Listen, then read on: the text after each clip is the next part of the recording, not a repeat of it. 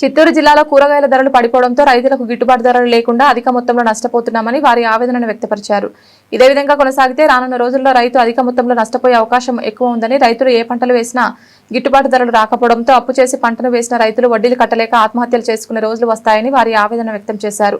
ఇప్పటికైనా ప్రభుత్వం స్పందించి రైతుకు నష్టం కలిగించకుండా టమాటా రైతులను ఆదుకోవాలని, ప్రభుత్వం నుంచి రైతులకు గిట్టుబాటు ధర కలిగించాలని ఆవేదన వ్యక్తం చేశారు. ఇదే క్రమంలో గిట్టుబాటు ధరలు లేకుండా పలమనేరు, కుప్పం నియోజకవర్గాల్లో రైతులు టమాటా పంటను ట్రాక్టర్లు తీసుకువచ్చి రోడ్డు పక్కన పారబోస్తున్నారు. ఇప్పటికైనా ప్రభుత్వం సహకరించకుంటే రాబో రోజుల్లో రైతు అనేవారు లేకుండా పోతారని వారు ఆవేదన తెలిపారు.